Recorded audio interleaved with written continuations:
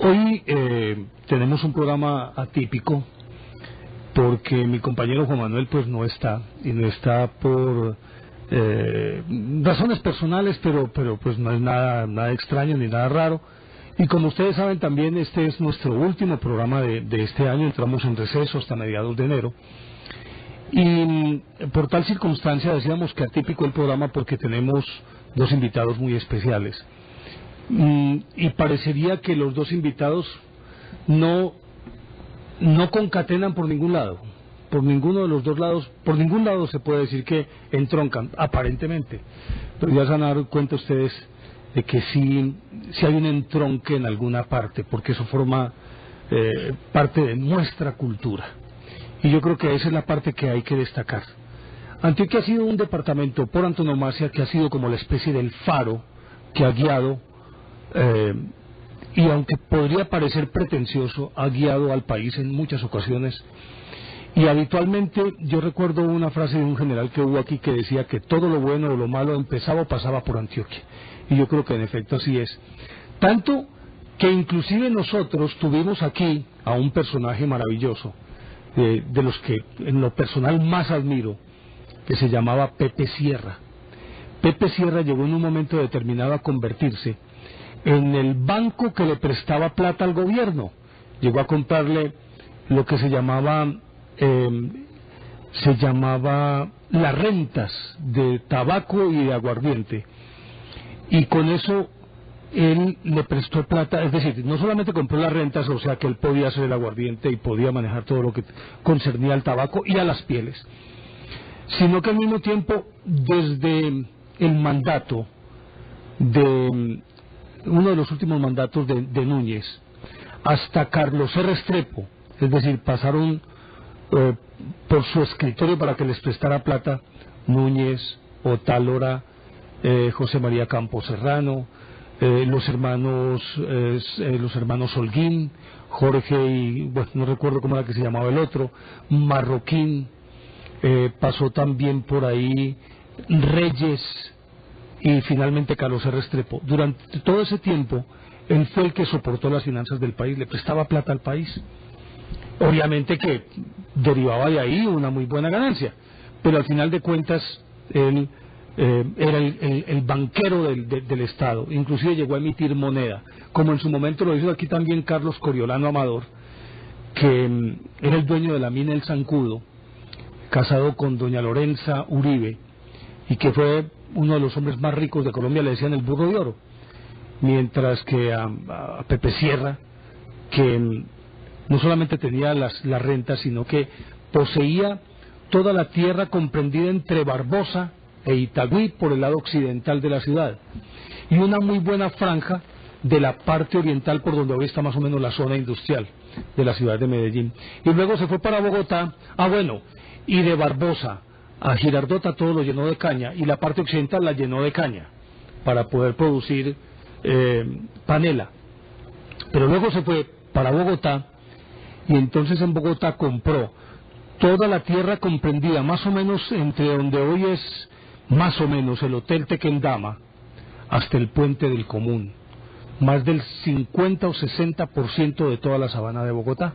Pero como allá no podía sembrar caña, entonces simplemente montó hatos lecheros y ahí inundó a la capital de leche. Luego se fue y compró las mejores tierras de Tibitón, Nemocón y otros municipios. Pero no contento con eso, se fue para el Valle del Cauca y compró más o menos casi desde Cali, por ahí desde Tuluá, hasta el norte del departamento del Cauca, del límite del departamento del Cauca. Allá estaba la famosa Hacienda Salento y otras tantas. Y él fue el que llenó de caña todo el Valle del Cauca para poder no solamente producir la panela, sino la melaza para fabricar aguardiente. Teniendo a este personaje como referente, podría entender por qué tuvimos una clase empresarial de unas características muy particulares, pero supremamente eficiente. Gente que tal vez no era muy letrada, pero que tenía la particularidad de que todos los números los manejaban en su mente, y tenían una sagacidad y un olor para saber dónde estaba el negocio, que eran impresionantes estos empresarios. Y naturalmente, como Medellín fue capital de Antioquia desde 1826, pero realmente en el transcurso de ese siglo XIX se fue forjando como un emporio industrial y latifundista, claro. Entrando el siglo XX, aquí empezaron a florecer todo tipo de industrias manufactureras, gaseosas, fundiciones, textiles, lo que usted quiera, y por eso nos llamamos la ciudad industrial, la capital industrial de Colombia. Una ciudad que llegó a tener pleno empleo, hasta los años 60, creo yo. Podríamos hablar de que en Medellín hubo pleno empleo. Hablando de pleno empleo, algo así como que el 80% de las personas en edad productiva tenían trabajo en una empresa, y eso nos hizo una ciudad diferente y por lo tanto un eje sobre el que gravitaba la economía del país. Y afortunadamente todas estas personas tenían la otra particularidad, y era que sabían administrar muy bien el dinero, y eso nos permitió convertirnos en un departamento muy boyante, partiendo de principios tales como la honradez, la lealtad, el respeto por la palabra, pero todo también con fines muy prácticos, que en alguna oportunidad ya habíamos hablado de esto. Y por eso, por ejemplo, la administración departamental es una de las más eficientes, y durante esta administración con mayor razón, porque se han obtenido logros que difícilmente se pueden igualar en administraciones anteriores, destacando que hubo administraciones anteriores muy eficientes, óptimas, pero esta tal vez, entendiendo que el gobernador que está al frente, el doctor Luis Alfredo Ramos Botero, es un hombre sensato, prudente, de empresa, sagaz, cauto, ha hecho que dirija el departamento de Antioquia realmente como si él fuera un gerente, y se ha rodeado de un equipo maravilloso de funcionarios muy eficientes. Y hoy tenemos como invitado al secretario de Hacienda de Antioquia, que vamos a hablar un poquito sobre todas estas cosas, y podría parecer, como decíamos, es atípico el programa, pero yo creo que vale la pena, más allá de los números que se manejen, de la forma como se tienen que manejar. Estamos hablando del doctor Mauricio Villegas, secretario de Hacienda de Antioquia, que decidió acompañarnos esta noche. Lo llamamos y bueno, yo los voy a acompañar. Es una persona que si usted lo ve en la calle, dice, no, un momentico, este culicacao, ¿cómo va a manejar la plata del departamento de Antioquia? Y perdóneme que se lo diga de una manera tan coloquial, pero con mucho respeto. ¿Cómo va a manejar este muchachito las finanzas del departamento de Antioquia? Pero resulta que su consagración, su pulcritud, su preparación académica hizo que el gobernador se fijara en él, lo trajera, y a fe nuestra que el trabajo que está desarrollando es un trabajo de mucho beneficio para todo el departamento y sobre todo para las clases menos favorecidas en todos los aspectos. Pero obviamente al conversar con el doctor Mauricio Villegas tenemos que empezar por preguntarle, aunque esta pregunta si se la hago a una mujer se va a enojar conmigo, pero a un hombre sí le puede preguntar: ¿usted cuántos años tiene, doctor Villegas? 39 años. 39 años. Pero usted parece un muchachito de 20, 25. Sí. Parece un muchachito de 25 años. No, hombre, la verdad es que a eso yo creo que va desde familia. En mi familia todos parecemos como embalsamados. Usted ve a mi mamá o mis abuelos o mis tíos, y todos pues aparentamos muy poca edad. Pero me imagino que eso también tiene que ver, doctor, con las costumbres, ¿no? ¿Usted es un hombre juicioso o no? Sí, la verdad es que estoy completamente de acuerdo que eso también tiene que ver con las costumbres, porque eso es lo que más acaba: la rumba, la parrandeadera, la trasnochadera, la vida desordenada. Indiscutiblemente algo tiene que no me va a decir que usted sale a las 9 de la noche de la oficina, que creo que es la hora a la que sale, y a la camita. Trato de llegar, porque es que uno sale con un cansancio tan horrible que yo llego y a comer cualquier cosita y supuestamente a ver televisión, pero uno lo prende y se queda dormido. Ah, ¿usted duerme televisión? No, pues es que yo creo que ni eso, yo lo prendo. Ajá. Pero de ahí a terminar o a ver o a poder racionar qué están dando, no. Pues me quedo dormido. Pero, ojo, como secretario entonces ¿Cómo hace la fábrica de licores de Antioquia si el secretario de Hacienda ni siquiera se tomó un trago? Hay que contribuir con eso, ¿no? No, es que la fábrica de licores no es el todo, es una parte muy importante del departamento, pero no lo es todo. Hay muchos más ingresos, tenemos el tabaco, el licor, las rentas, tenemos muchas rentas y entonces hay que tratar de pensarle a todo. Y de vez en cuando con los amigos o con la familia, una que otra cosita. Pero sabe una cosa, me sorprende algo, estábamos hablando ahorita, que usted se murió 2 veces. ¿Cómo es este cuento que usted se murió 2 veces? Sí, la verdad es que en su casa lo lloraron 2 veces. Sí, la verdad es que una época en la que yo estaba terminando bachillerato, fue esa época de Pablo Escobar que fue tan violenta, Dios mío, había bombas, mataban gente, moría tanta gente desafortunadamente, sin tener nada que ver con ese problema. Y sí, varias veces yo estuve 2 exactamente en mi casa, me lloraron. Ay, ¿cómo fue? Una fue por allá en un bar que existía hace mucho rato, se llamaba Oporto. Ah, en la matanza de Oporto. Sí señor. Resulta que eso era del papá de un compañero del colegio. Iba yo a ir con un amigo, Torres, apellido Torres, íbamos a ir allá a despedir a un amigo que se iba para Estados Unidos. Y por esas cosas de la vida me fui yo a recoger una niña a la que le arrastraba mucho el ala, me encantaba. Y me fui por ella, y el papá nos dijo, hombre, quédense un ratico, venga, y saca una botella, y esto y lo otro. Y cuando finalmente ya mi amigo me decía, hombre, vámonos, mira que mi hermano me está esperando, allá, vámonos. Y nos fuimos, y resulta que cuando llegamos ya estaba eso lleno de policía, de todo, ya habían matado a todo el mundo. Nosotros pues más asustados que un diablo, no, vení, comámonos algo, hombre, esto está muy grave. Y la cosa fue eso, que cuando yo llegué a mi casa ya la noticia se había regado, ya estaban llorando en mi casa, ya estaban más tristes que un diablo porque la noticia fue que no se había salvado nadie, y yo antes de salir le había dicho a mi papá, ve, me voy para tal sitio, le vamos a hacer una despedida a un compañero, se va para Estados Unidos. Entonces mi papá sabía dónde estaba, y por el radio yo que no había nadie vivo.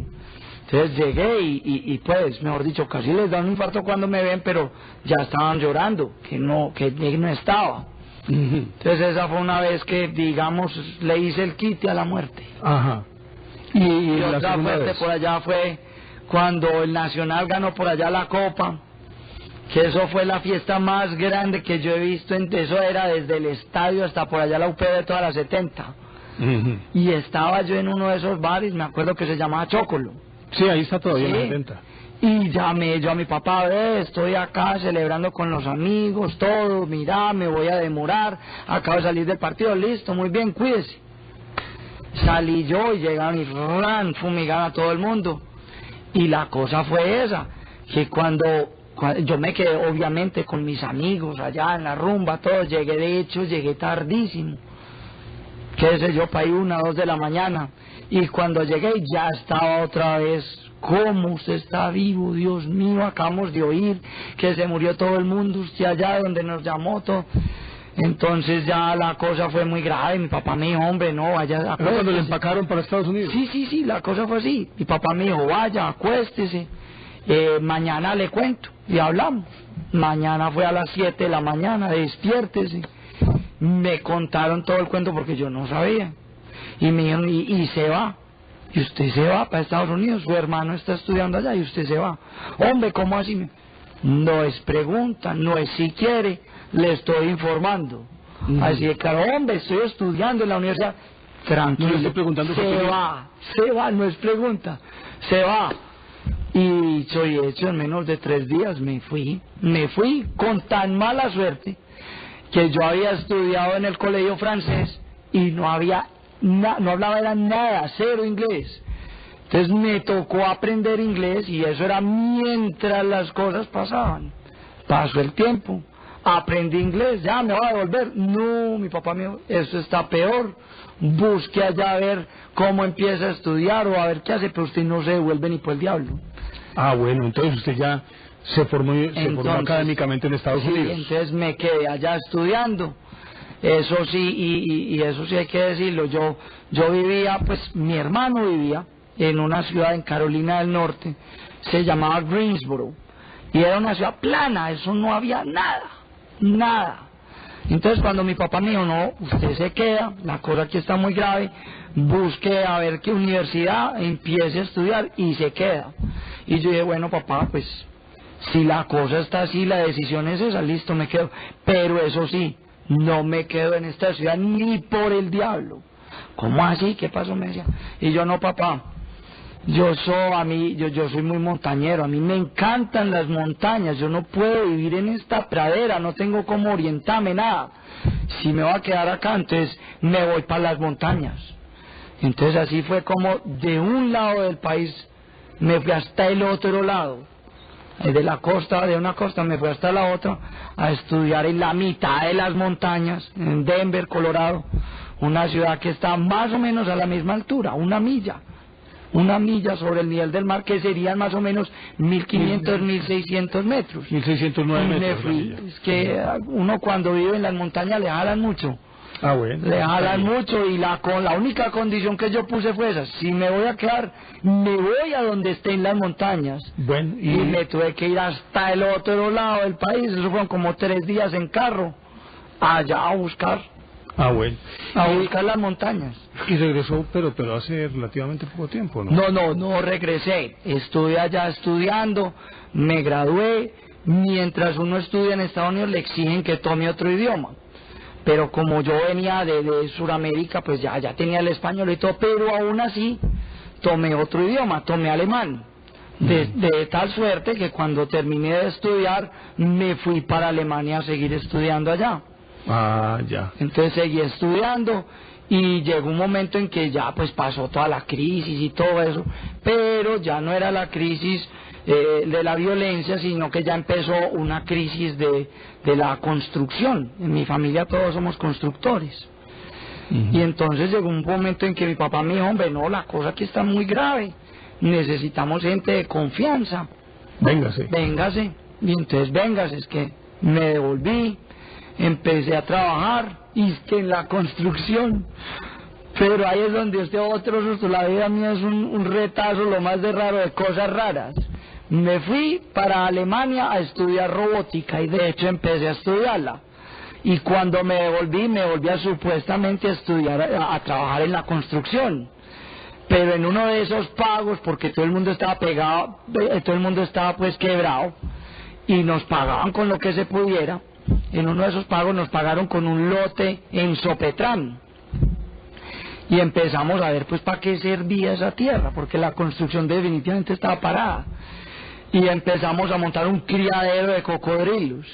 Entonces asústese pues, administrador, estudió construcciones, robótica. Se fue a robótica y se vino a administrar cocodrilos. Entonces empecé a trabajar en el tema de cocodrilos, a exportar, todo eso. Empecé a tener mucho contacto con el presidente Uribe, porque cuando esa época se estaba empezando a lanzar, se lanzó, ganó todo el tema, y sigue otra de esas vueltacanelas de la vida que me dio, que es que yo no me he mareado, pero sí he dado muchas vueltas. Resulta que había un consulado en San Francisco donde le había renunciado el cónsul. Y San Francisco es como, es una estación, es como un sitio de parada para ir a Europa. Sí. Y, a ir a Asia. Y Asia es uno de los consumidores más grandes de pieles exóticas. Entonces ahí fue cuando el presidente me dijo, hombre, andate para allá, para San Francisco, que necesitamos a alguien que sepa de exportación a Asia, de pieles exóticas y todo esto, que Colombia es un gran exportador. Y entonces de administrar cocodrilos pase a cónsul general de Colombia en San Francisco. Ah, pero muy interesante. Imagínate pues las vueltacanelas. Y ahí se regresó y ahí me regresé, empecé a trabajar otra vez en la empresa familiar, empecé a trabajar en otra cosa completamente distinta. Empecé a montar el sistema, toda la infraestructura de sistemas, con internet, con los servidores, con comunicaciones, con todo esto, y haciendo pues, estudiando el tema pues, y metiéndome. fue que me salió un estudio de un posgrado de alta gerencia en México. Entonces me fui a México a estudiar allá y ya finalmente me devolví y ya sí empecé a trabajar. Después de eso me devolví aquí a Colombia, me casé y empecé ya a trabajar en todo este cuento. Bueno, una persona con ese recorrido, obviamente que tiene que estar preparada para manejar esa menudita que es el presupuesto de Antioquia. ¿El presupuesto de Antioquia es de cuánto? Pues a ver, para el próximo año, el 2010, le presenté a la Honorable Asamblea un presupuesto que se incrementa con respecto al 2009 en el 11.5. Es de 3.095.000 millones de pesos. Pero digamos que ese es el plante. Sí, porque eso se va a 4 billones de pesos, porque a esa plata hay que adicionarle plata de convenios interadministrativos, convenios interinstitucionales, convenios con otros países, convenios con muchos entes, que son plata que llega y hay que administrar, y toda llega a Hacienda, porque Hacienda es el único que puede manejar la plata en el departamento. Oiga, pero tengo entendido, doctor, que Antioquia, por ejemplo, decíamos ahorita que Antioquia siempre fue como la guía, y lo digo sin pretensiones, sino basado en criterios muy reales, de Colombia. Pero tengo entendido que Antioquia le tributa a la nación 22 billones anuales, y si entrega 22 billones anuales, supongo yo que la administración central tiene que devolverle a los departamentos. ¿Cuánto nos regresan de los 22 billones? Hombre, ahí hay que examinar las cosas desde dos puntos de vista. Indiscutiblemente Antioquia es el que más le tributa a la nación. De los 148 billones de pesos, que es el presupuesto de la nación, Antioquia le tributa 22 billones de pesos. Es porcentualmente en la nación el que más tributa. De ahí deduciríamos que el motor de Colombia es Antioquia. Si usted le saca a Colombia, si a Colombia le sacan Antioquia, Colombia se muere, porque es el motor. ¿Y por qué digo que es el motor? Hombre, la cifra no es muy grande con respecto al total, pero si usted se da cuenta que de esos 22 billones que le tributamos, nos devuelven solamente 1.2, tenemos que se queda en la nación casi que 21 billones de pesos para mover todos los departamentos en diferentes temas. Casi que podríamos decir que el Chocó, la Guajira, todos estos municipios que son muy precarios, muy pobres, casi que podríamos decir que existen gracias a los tributos de Antioquia, porque Antioquia le da más de lo que recibe. Obviamente hay que entender que lo que lo recibimos es por transferencias directas para la salud y para la educación, no más, porque nosotros creamos nuestros propios ingresos para todos los demás temas. Óigame, y entonces la práctica, ¿de dónde viene, pues? La que nos entra. Es decir, usted está hablando de 3.095.000 millones. Sí, señor. ¿Cierto?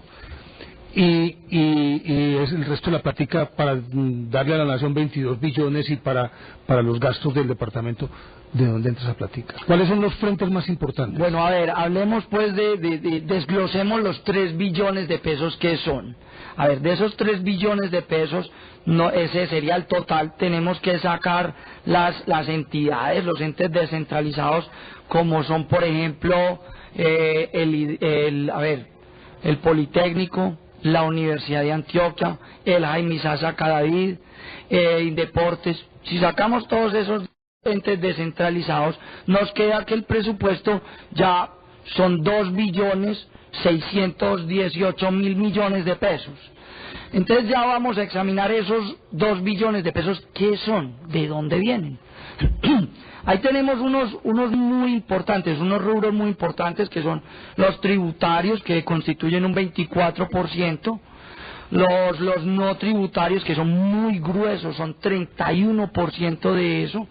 Tenemos también lo que estábamos hablando ahorita, el SGP de educación y el SGP de salud. El de educación es un 28% y el de salud es muy poquito, es tristemente solo un 5%. Uy, pero muy poquito. Eso es lo que nos devuelve la nación, 5%, son 120.000 millones de pesos. Perdón, los mezclé, perdón. El de salud es el 5%, el de educación es el 28%. El de salud es muy pequeño, es solo 5%, porque de los ingresos que tenemos de la fábrica de licores, una parte se destina directamente para allá, y acuérdese que la beneficencia de Antioquia solo produce para la salud, no más. Entonces, como consecuencia... Ahí se compensa, con FLA, exactamente. Y con Venedan se compensa lo que recibe educación, por ejemplo. Sí. Llega más o menos a la parte. Llega más o menos al mismo nivel, 28, 27%. Pero hay unos temas ya muy importantes, pues siguiendo el consecutivo de por dónde nos entra la plata. Tenemos, por ejemplo, que recursos de crédito son el 9%. Eso, palabras más, palabras menos, para que la gente lo entienda, es la platica que pedimos a los bancos. Ahí no sé cuánto. Cuando nosotros pedimos la plata, creamos ya una cuenta por pagar, pero cuando nos entra la plata ya es un ingreso. Pero esa plata son préstamos. Sí, préstamos que pedimos. Porque es que, a ver, hay que verlo desde este punto de vista. El crecimiento de la economía es muy poquitico, pues es el 1, el 2%. Entonces, crecer es muy difícil, porque los ingresos no van a crecer en la misma proporción que las necesidades. Entonces, lo que hacemos, la única manera de uno dinamizar una economía y poder mover un presupuesto y poder invertir, es pidiéndole plata a los bancos. Claro. Le pide uno plata a los bancos para una inversión, porque todas las inversiones tienen una rentabilidad. Y esa rentabilidad, en el caso del departamento, es una rentabilidad social. Claro. En mejores vías, mejores escuelas, mejores puestos de salud. Mejores colegios. Por ejemplo, un programa como el de Maná, que eso es...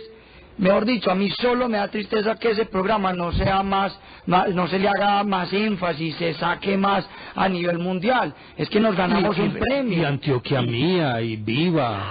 Claro. Dese cuenta que... ¿Maná se ganaron qué premio? Maná se ganaron un premio de la UNESCO. Un premio mundial a la alimentación. Es que Antioquia está alimentando... ¿UNESCO o FAO? Más bien creo que FAO, sí, perdón. Es un premio mundial, pero démonos cuenta que es que estamos alimentando 600.000 niños que de otra manera se estarían muriendo de hambre. Así de claro. Ajá. Bueno, pero aparte de eso, ¿qué representa el IDEA? El IDEA yo creo que es una parte muy importante del departamento en cuanto a que es el músculo financiero. Mejor dicho, con el IDEA nosotros podemos hacer movimientos de caja entre Secretaría de Hacienda e IDEA para poder apalancar inversiones en municipios donde de otra manera no les prestarían nadie. Es que los municipios están muy mal, muy quebrados y nadie les presta. ¿El IDEA vendría a ser el fiador? El IDEA es el banco de los municipios, porque a los municipios nadie les presta porque están muy quebrados. Pero a la verdad también sirve de fiador. Claro, el IDEA es el que, mejor dicho, el IDEA es el que se la juega por Antioquia, porque a un municipio quebrado, bien pobre, ¿quién le presta? Y entonces entra uno inmediatamente en un círculo de que nadie le presta, no se genera empleo, no se genera desarrollo, no hay industria. Entra uno en un círculo vicioso que lo único que hace es como una espiral, cada vez hundir más profundamente en la miseria, en el desempleo y todo lo que ello produce, pues que la juventud se dedique a las drogas porque no hay empleo, que no hay educación, se metan los grupos armados ilegales. Todos esos problemas. Entonces, el IDEA lo que hace es sacar todos esos municipios de esa espiral. Prestarles para el desarrollo, generar empleo, generar desarrollo, generar todo esto, sacarles, hacerles proyectos. Eso es lo que hace el IDEA apalancado en Hacienda. Entre FLA, IDEA y Venedan, que son las tres más representativas, ¿cuántos de esos 3.095.000.000.000 producen ellos? Pues hombre, yo diría que un porcentaje muy grande, pero tenemos que hacer varias diferencias. Diferencia uno, la fábrica de licores no es un ente descentralizado, es parte del departamento, entonces el presupuesto entra dentro del departamento. Dentro del departamento la fábrica de licores puede ser más o menos un 53-54% de los ingresos. Hombre, y así la iban a privatizar. Es que hay que entender, eran otras condiciones. La verdad es que yo no culpo a la anterior administración y mi objetivo no es devolver la página y echarles a la herida y hablar mal de nadie. Y yo no los culpo porque es que en ese momento se les apareció la creación de Pescadero Ituango, que es lo más importante que va a suceder no solo en la historia de Antioquia, sino en la del país. Es que es un tamaño que nadie lo ha dimensionado. Son 2.000 megavatios que va a producir. Es que va a producir 1/3 de la energía de Colombia. Dese cuenta que es una cosa de un tamaño increíble. Entonces, cuando a la anterior administración, supongo yo, se le presentó esto, había que hacerlo. No era para discutir si se hace o no, sino que hay que hacerlo. Y entonces empezaron a buscar dónde hay plata, qué hacemos, de dónde la sacamos. No hay. Entonces, vendamos la FLA, que es la única que tiene como que el tamaño para venderla y con esa platica hacerla. Puede ser una de las posibilidades, pues, porque es que cuando uno se le presenta un negocio como este, uno se esculca de donde sea. Claro. Entonces, yo no los culpo, posiblemente en ese momento fue la mejor decisión. Lo que sucedió es que después vino el señor gobernador, el doctor Luis Alfredo, empezamos a buscar nuevas maneras de hacer negocio, a buscar nuevas herramientas, fuimos a tocarle la puerta al gobierno, a todo el mundo, para tratar de no venderla y buscar la plata por otro lado. Es que el doctor Álvaro Vázquez se ha pasado todo el tiempo yendo a los países asiáticos, a Europa, a Brasil, a Estados Unidos, a todas partes, pues tocando puerta, de puerta en puerta. Vea lo que tengo, vea este berriondo de proyecto tan bueno, vea lo rentable que es, vea, ayúdeme, cuánta plata me puede prestar, hombre, yo le doy un pedazo de las ganancias, usted participe. Mejor dicho, nos ha tocado buscar por agua, cielo, mar y tierra quién nos ayuda y la cosa es que le decimos, hombre, ayúdeme y participe de este negocio para que no se sienta tumbado. Y finalmente encontramos con los buenos oficios tanto del gobernador como del doctor Álvaro Vázquez, como de todos los funcionarios que estamos metidos en esto, finalmente encontramos las herramientas y las maneras de hacer Pescadero Ituango sin tener que vender la FLA. O sea, en este caso, la fuente de ingresos del departamento no se pierde, sino que se le agrega una de mayor envergadura y que a la hora de la verdad va a producir más ingresos que esa FLA. ¿A cuánto equivaldría? ¿Unas 2 o 3 FLA? No, pero espérese, a ver, no se adelante. Pescadero Ituango. Porque es que usted me está dejando en el aire el tema de la FLA.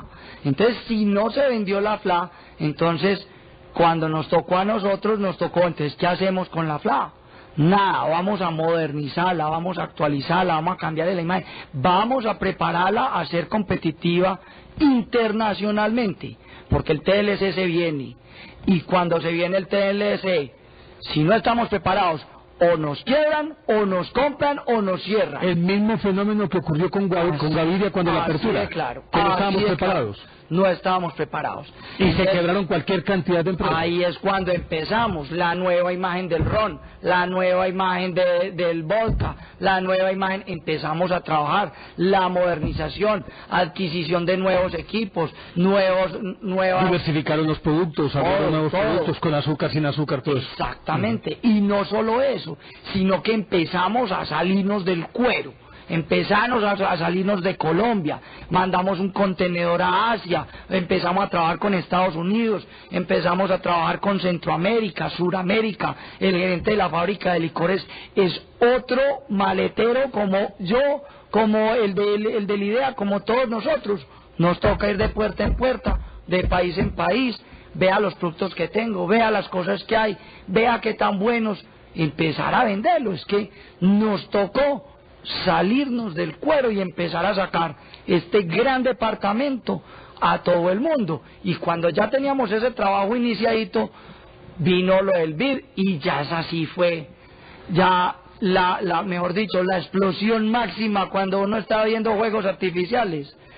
Esa ya sí fue, porque cuando pudimos atraer la gente a Antioquia, a lo del BID, ahí sí aprovechamos para coger todos los megaproyectos del departamento y mostrárselo a todos esos inversionistas, pero no como es que se filaron todas las estrellas, porque es que dése cuenta que veníamos de una crisis financiera donde, para resumir, el meollo del asunto fue credibilidad, donde la gente estaba perdiendo credibilidad en sus inversiones y como consecuencia estaba buscando algo que no fuera riesgoso y que fuera fijo, y se vienen para Antioquia y encuentran megaproyectos altamente rentables y sin ningún riesgo, porque estaban respaldados por el departamento, que a su vez están sustentados por la nación. Entonces ahí sí fue la explosión mayor. Todo el mundo se le tiró en volador a Antioquia. Muéstreme esos proyectos. Han venido los asiáticos, los europeos, todo el mundo. Venga este megaproyecto del tren, este megaproyecto del puerto, de la montaña, el túnel de Oriente. Exactamente. Entonces finalmente empezamos a sacar a Antioquia de Colombia, porque estábamos muy encasillados, pues, y finalmente ya salimos. Eso resume que de cierta manera, pues los coletazos de la recesión económica no se han sentido mucho en no se han sentido, pero yo diría que por otra circunstancia distinta. Pues esta le ayuda, pero la circunstancia fue muy distinta. Por allá en los 90 y pico, una crisis financiera muy horrible de los bancos. Sí. Se quebraron todos y entonces salió un impuesto para ayudarlos a sacar de este problema. Afortunadamente esa gran crisis dio para fortalecer mucho los bancos, dio para fortalecer nuestra economía, nuestras finanzas, para poner unas reglas claras y para no correr ningún tipo de riesgos. Entonces cuando se dio la crisis financiera, Colombia estaba muy bien parada. Yo diría que era el mejor país de Sudamérica para enfrentar la crisis. Por encima de Chile. Hombre, es que démonos cuenta cuánto va a caer Chile y cuánto va a caer Colombia. Los dos pueden quedar en positivo, pero la caída de Chile es mucho más grande que la de Colombia, aunque Chile esté por encima de Colombia, pero porcentualmente es más grande la caída de Chile. Claro. Pues hombre, doctor, lo otro es que yo creo que por fin estamos logrando que se introduce una cultura del pago de los impuestos. Yo creo que se está logrando algo bien interesante en ese aspecto, porque siempre los colombianos hemos tenido la sensación de que ¿para qué carajos pago yo impuestos? ¿O para qué pago, para qué presento mi declaración de renta si esa plata se la van a robar? Pues esa es la sensación. Esa es la sensación. Y entonces uno dice, no, yo cómo voy a meter la mano al bolsillo pues a pagar impuestos, ¿para qué otro lo robe? No, más bien no pago. Pero creo que en ese sentido hemos madurado mucho y en Antioquia ya se podría decir que nos estamos convirtiendo también en ejemplo en el pago de los impuestos, tengo entendido.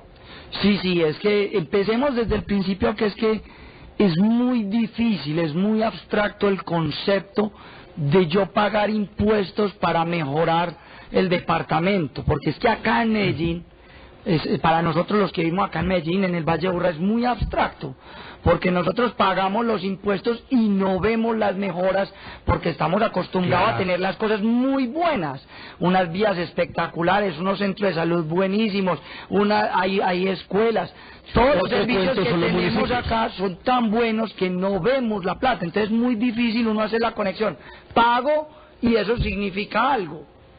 Pero resulta que eso no se ve aquí, pero se revierte en los municipios. Otra cosa es los municipios que no hay escuelita, llega el departamento y la hace. Que la vía está acabada, llega el departamento y la pavimenta. Que no hay puesto de salud, no hay ni con qué dar pues para un dolor de cabeza, hacemos un puesto de salud. Otra cosa es allá. Entonces la gente de allá sí puede hacer la conexión, y como ahora estamos con el tema de la seguridad democrática y podemos podemos salir del Valle Aburrá, una cosa que es muy dentro de la cultura del paisa, que es el fin de semana o el puente, salir al oriente, la vuelta a oriente, al occidente, vamos para los chorros de tal sitio, las quebradas, las cascadas. Cuando ya podemos salir y vemos, uy, qué vía tan buena, qué berraquera, ¿dónde está vía? Y vamos allá y vemos el pueblo bonito, y entonces si hay cualquier urgencia hay donde atendernos, entonces ya uno empieza a hacer la conexión, entonces sí, entonces la plata sí se está viendo. Y cuando amarramos a eso en que pagar los impuestos es buen negocio, porque cuando usted se compra una botella de licor extranjero y usted exige que el impuesto exige que la estampilla está, usted se la puede tomar tranquilo porque ya sabe los problemas que tiene el licor adulterado. Entonces usted se da cuenta, bueno, esta tiene la estampilla, esta no hay problema, si no la podemos beber. Plata al departamento. Claro, es que lo importante del licor es que es plata para la salud del departamento. En este momento, los frentes más importantes son la nutrición infantil, ¿cierto? Con Maná. Sí. ¿Cierto? En lo que tiene que ver con lo social. Educación. Se ha logrado que cada 19 estudiantes tengan acceso a un computador cuando era de 56 hace 2 o 3 años, ¿cierto? Pero no solo eso. De 56 estudiantes por un computador, ¿cierto? Pero no se le olvide otro tema muy importante en educación, el bilingüismo. Claro, es que... y el otro. Eso es muy importante cuando usted está conectando un computador a internet y si usted no habla inglés, dése cuenta que en internet todo y todos los comandos, todos los sitios son en inglés, es lo uno unido al otro. Es lo que me pasa a mí. Pero aparte de eso, educación gratis para todos, ¿cierto? En este momento ya hay una cobertura. Sí, señor. Sí, tengo entendido que se está acercando al 100%, 90%. Sí, señor, es muy importante. No hay ningún otro departamento que tenga una cobertura tan alta como Antioquia. Pero y usted, discúlpeme un segundito, pero es que yo creo que tenemos que ver como un todo. No lo podemos separar en secretarías o en programas, sino verlo como un todo. Dese cuenta que de nada sirve yo meterle plata a educación si los niños que van a ir allá no están bien nutridos. Eso es, no tienen salud. Entonces Maná llega y los nutre. Y al revés, que tengan buena salud y no tengan educación. No, es que yo diría que la salud va antes de. Claro. Va antes, yo diría que es la primera, una buena salud para la familia, para que pueda tener un niño saludable, para que la mamá pueda tener un buen embarazo, el niño nazca y no tenga ningún problema en los primeros años, después se nutre para que ese cerebro crezca y pueda hacer uso de lo que le van a dar en los colegios. Pero ojo, entonces un todo, hay que unir un todo. Pero si no tiene una buena salud ni una buena educación, no podemos garantizar que esa persona sea útil en el futuro. Y por lo tanto, entonces, también de manera aparejada hay que crear fuentes de empleo para que los que van llegando tengan la posibilidad de tener una fuente de empleo y por lo tanto se rebobine de nuevo todo. Es decir, si hay educación, si hay salud, si hay empleo, hay una sociedad sana. Y hay mejores finanzas para poder reinvertir en todo el departamento. Esa es la idea que se tiene en este momento. Claro, es que ahí todos estos esfuerzos que yo te digo que hay que verlos como un todo, van enfocados a producir empleo. Esa es la clave, ese es el meollo del asunto. Empleo digno, ¿no? No, es que no solo empleo digno, sino empleo autosostenible, empleo que pueda crecer.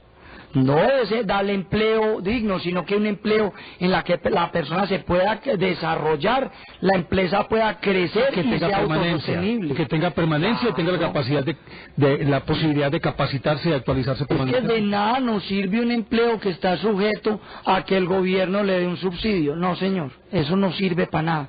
Si el gobierno le ayuda a iniciar, le da la mano para que crezca la empresa, para que todo, pero tiene que ser autosostenible, si no, no estamos haciendo nada. Es decir, no es aquí regalar el pescado, es dar la vara de pescar y enseñarle a pescar. Sí, señor, es que tenemos... A uno le dan un pescado, listo, yo me acostumbro a que me den el pescadito, pero si aparte de eso me dan la vara y me enseñan cómo debo manejar la vara para sacar el pescado, me hacen autosuficiente y eximen al Estado de algo que a mí me ha parecido aberrante a lo largo de toda la historia. Y es que nosotros somos muy paternalistas y entonces le echamos la culpa hasta del mal clima al presidente de turno.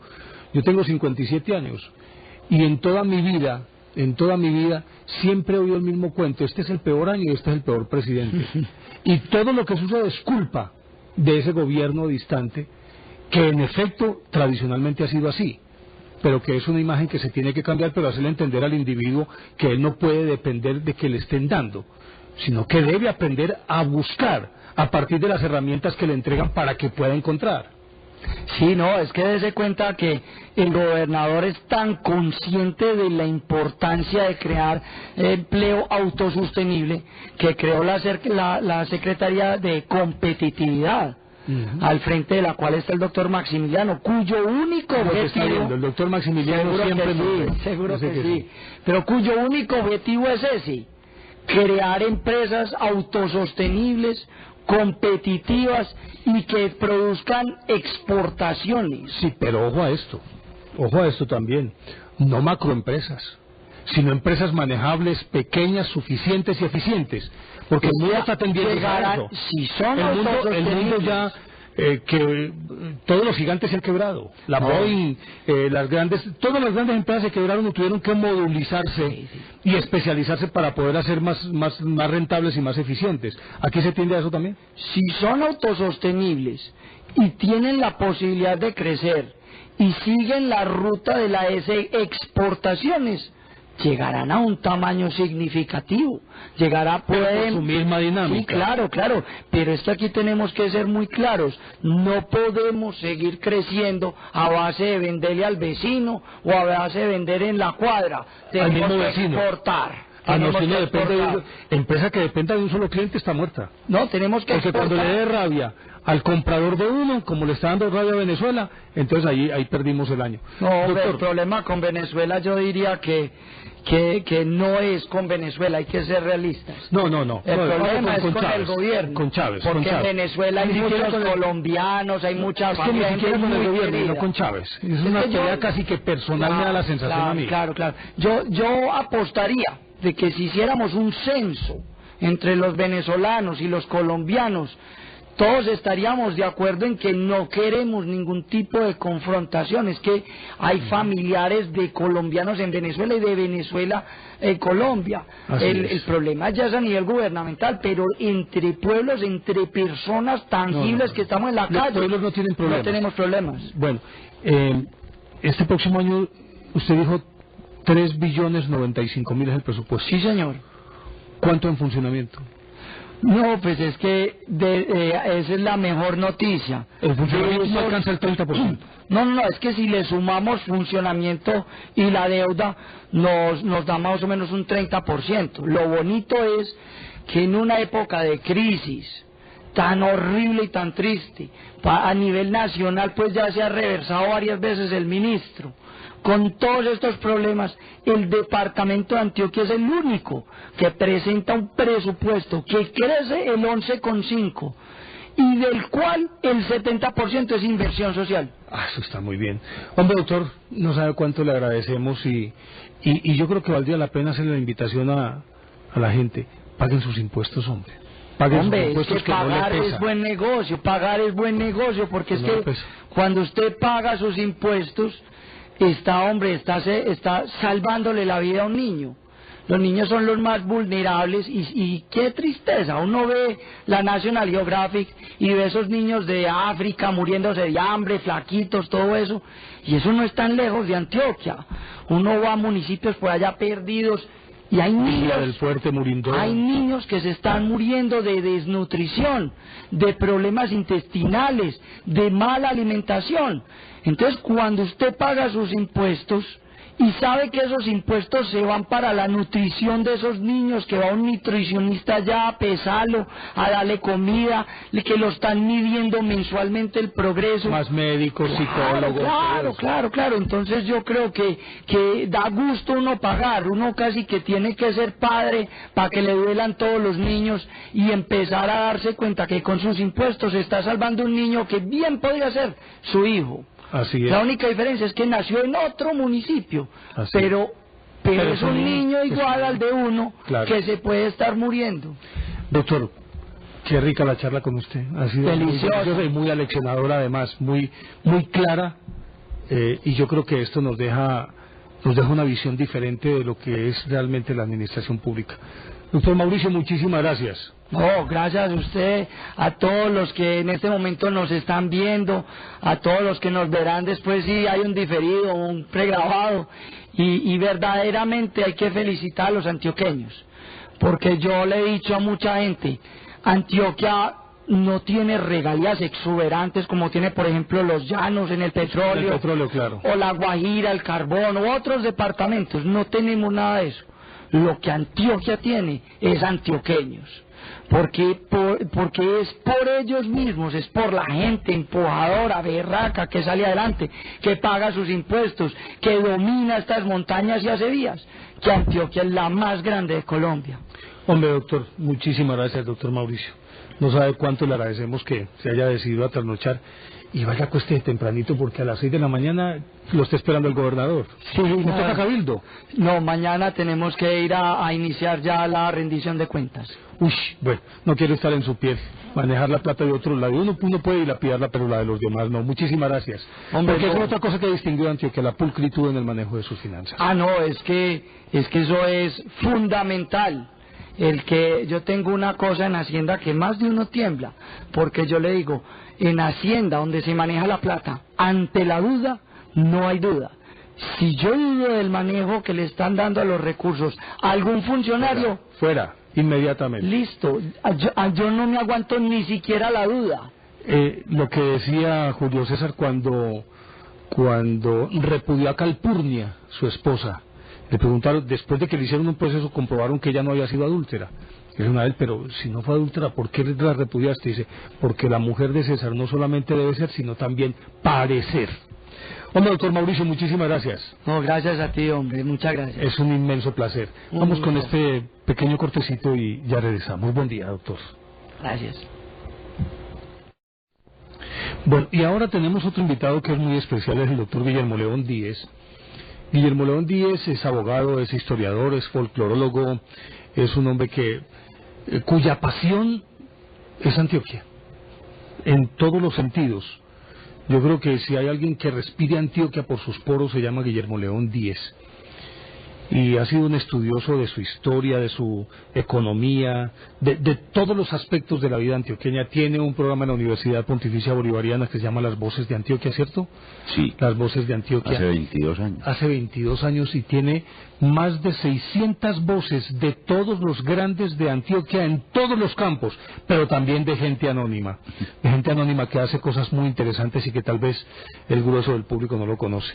Usted estaba aquí escuchando al doctor Mauricio Villegas, Guillermo, y cuando yo hice la introducción que hablaba de esos valores, por ejemplo, del ahorro, del respeto por la palabra, de la lealtad, lo hice deliberadamente dejándolo en punta para retomarlo con usted por una razón muy elemental, porque yo creo que esos valores que han sido proverbiales entre los antioqueños nació de una necesidad, era una cosa muy práctica. Si se vive en una montaña aislada, hay que tumbar la montaña y empezar a sembrar para poder cosechar dentro de 6 meses, tengo que salir a fiar. Y si tengo que fiar, y si no tengo ningún aval diferente a mi palabra, porque no tengo con qué responder, tengo que ser honrado. No se le olvide que aquí en Medellín fue donde se inventaron el cuento de las ventas por club. Claro. ¿Ya? ¿Qué es eso? Es tener en cuenta que no todo el mundo tenía la suma de dinero que costaba el producto y yo se lo fío y usted me lo va pagando. Sí. O sea, hoy en día, pues porque existen los adelantos tecnológicos y a usted lo ubica muy fácil, pero hace 50, 60 años, cuando ya existían los clubes, lo que creían era en su palabra. Claro. A usted le entregaban en ese momento una vitrola, los bedú, que eran los que las traían, o cualquier otro artefacto, y se lo estaban entregando era confiando en que donde usted decía que vivía, sí vivía, donde usted decía que trabajaba, sí trabajaba, y así se lo entregaban, pague una cuota, y cada 8 días siga viniendo, y si los numeritos casan con el de la Lotería de Medellín que juega, usted se gana el resto. Ese es un ejemplo. La misma Federación Nacional de Cafeteros tuvo mucho que ver con el crecimiento económico y agrícola de este país, cuando a los caficultores les fiaban semillas, abonos, incluso les prestaban con la esperanza de una cosecha, también tiene eso mucho que ver con lo que es el crédito en una palabra. Obviamente a nosotros nos endilgan que gran parte de nuestra sangre, nuestros ancestros, es judía. Para algunos eso es un insulto, para otros es un gran halago que nos digan que tenemos sangre judía. Sí. Y si usted mira la estructura financiera de los judíos, tiene mucho que ver en eso. Creer en la palabra del hermano, del familiar, del paisano. Recuerde usted que esta gente le iba ayudando a todo el que iba llegando. Le soltaban mercancía. Es una característica y sigue siéndolo. Entonces nosotros compartimos una serie de estructuras culturales, igualmente pues con partes del pueblo español, sobre todo con los vascos, que son muy cerrados, al igual que por eso judíos. eligieron estas montañas, Claro. porque ellos provienen también de sitios escarpados. Si usted va a Bilbao, cuando usted aterriza, usted dice, estoy igualito a Medellín. Sí. Sí. Incluso en Centroamérica, San José de Costa Rica es otra ciudad que tiene unas características muy similares a Medellín, e igualmente sus orígenes también son vascos. Obviamente los conquistadores llegaban y se iban adaptando. Yo me imagino que así como aquí hay costeños, en España había costeños, y obviamente si llegaban, pues hombre, yo me adapto más fácil a estar en la costa que a irme a la montaña. Obvio. Obviamente aquí al llegar los judíos también se tenían que esconder, porque entre la Inquisición y la corona española no permitían que hubieran no católicos, y entonces aquí estaban bien resguardados en estas montañas. Eso explica el por qué muchos de los apellidos que aquí son muy corrientes en Antioquia son de judíos. Cuando se tuvieron que aparentemente abjurar de su fe y matricularse en el catolicismo para no ser expulsados de España, aparecieron y se pusieron apellidos de santos: Santa María, Santa Ángel, Santa Cruz, Ángel, Virgen, Santa Coloma. Y aquí tenemos mucho de eso, ¿no? E incluso hay una explicación muy sencilla de por qué nos gusta tanto el chicharrón. Como los judíos no pueden comer marrano, tocino, la parte más alejada del marrano, ¿cuál es? El chicharrón. Y ellos, para demostrar que sí, que ya comían chicharrón, que ya comían cerdo, lo que comían era chicharrón. Y por eso les decían despectivamente marranos, precisamente a esos que eran los judíos conversos. Exactamente. Entonces nos encontramos con un pueblo con unas características muy singulares, muy encerrado, que encuentra en la minería su primer bastión para sostenerse. Porque esta tierra es muy árida. Sí, no, y es que aquí hay lugares en donde, así sea muy fértil la tierra, usted para sembrar tendrá que ir con escopeta, porque es que son unas faldas, pues, o sea, el Cerro Comia es muy fértil, pero ¿a quién siembra? Entonces, la minería fue ese primer bastión. Con la minería aparece otra actividad, que es el transporte. Claro. ¿Ya? Claro. Porque hay que comenzar a llevar insumos y productos que necesitan. Y sacar el oro. Y entonces, porque el oro ahí en esa montaña no sirve para nada, ni vale nada. Entonces apareció el transporte, digámoslo en este caso fluvial, que era casi todo convergía en el Nare, en lo que es un triángulo. Cauca, Naure y Nechí. Este es un punto muy especial. Actualmente más abajo de lo que es Cisneros, ese era el puerto. ¿San José de Luz? No, que tenía, eso se llamaba islas. Islas, ¿ya? Sí. Y allá llegaba todo el desarrollo por el Magdalena, llegaba allí. por allá llegaron, yo no sé si usted conoce la historia de las primeras vacunas que llegaron a Antioquia, que entraron por allí robadas. Eran unas vacunas que iban para Bogotá y pasaron por ahí y se las robaron y las metieron aquí. Obviamente con el ferrocarril de Antioquia la importancia de este puerto desaparece y ya no existe, únicamente existe la referencia histórica. Pero entonces también tiene que comenzar a desarrollarse algún tipo de industria agrícola para darle comida a la gente. Yo lo había hecho don Gaspar de Rodas, por ejemplo, aquí en el Valle de Aburrá en 1574. Se descubre que hay lugares propicios para la ganadería y entonces Antioquia comienza a descubrir que no tiene una gran fortaleza en algo, sino que las que tiene las tiene que explotar a lo máximo. La capacidad emprendedora y trabajadora del antioqueño, que yo creo que es la mayor riqueza que tiene esta tierra, la capacidad que tiene el antioqueño de convertir en fortalezas los problemas que se le presentan. Obviamente yo sostengo que se han cometido errores históricos muy delicados. Yo todavía no entiendo cómo es que para ir a la costa se encaramaron por todas las montañas de Antioquia, en vez de salir por aquí por el nordeste. Claro que obviamente pues en ese momento Monseñor Miguel Ángel Buile le hacía mucha fuerza a que la troncal del norte pasara por Santa Rosa de Osos, y es muy entendible, pero creo que teniendo los tres grandes ríos que tiene este país, que son el Magdalena, el Cauca y el Atrato, a nosotros nos tocan. ¿Ya? Y de pronto hemos desaprovechado mucho esto para construir ferrocarriles por las márgenes de los ríos. Nos hemos concentrado mucho en esas tierras altas de difícil acceso. Hoy en día pues ya existen medios aéreos para poder llegar, se puede abrir túneles, pero desde un comienzo nos concentramos mucho en hacer vías subiendo a la montaña y volviendo a bajar, vías muy peligrosas.